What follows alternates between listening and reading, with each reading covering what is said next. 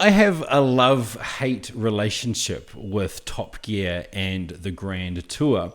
But one of the things that I've always enjoyed from any of the series or the specials is James May. I find him to be quite entertaining.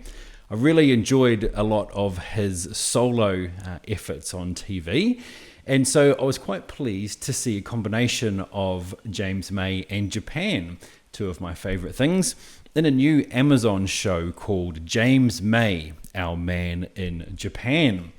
So this series follows James May over 6 episodes as he travels from one end of Japan down to the other. In each of the episodes, which are around about 50 minutes each, he goes to 3 or 4 different spots, and he often has a Japanese guide to go along with him. In each little place that he goes along to, he goes to a place of interest, he eats some food, and there's a number of quite funny 2-camera pieces where he explains his feelings and thoughts on the different places that he's going to. What I really enjoyed about the show is that May does his sarcastic curiosity shtick really, really well in this show. And that included, along with the fact that he genuinely seemed out of his comfort zone in a lot of places, meant that Mrs. B and I really, really enjoyed this. There was a lot of times where he did seem really uncomfortable when he went out of that comfort zone, but true to form, he pressed on nonetheless.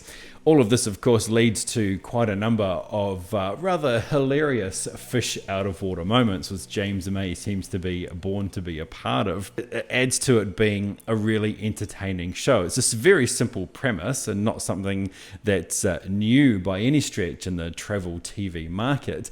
But I think there's something about James May that makes him perfect for this kind of TV show. There's so many fish out of water moments, as I said.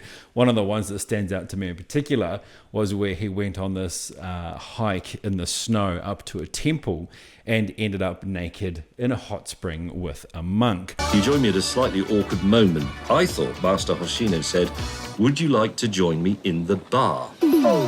So the show's full of sorts of things like that. He gets involved in everything that gets thrown at him, not always willingly, but nonetheless, he rolls up his sleeves and he gets involved, which is pretty great.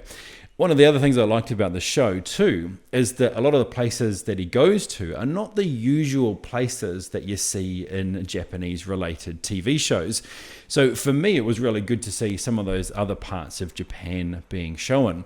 And also as well, along with that, some of the companions that he has from time to time at the various spots that he ends up at, they all add to what is a really fun show as well. There's a comedian, I think there's a YouTuber at one point, but all these other people that get involved add another level of comedy and hilarity to what it is that ensues on screen.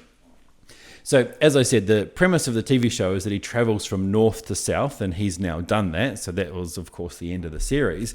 But given how much I enjoyed this, I really hope that they make more. Obviously, this setup of traveling from one end of a country to another could also be done maybe going east to west or through other parts of Japan, but just as equally, it could be applied to different countries.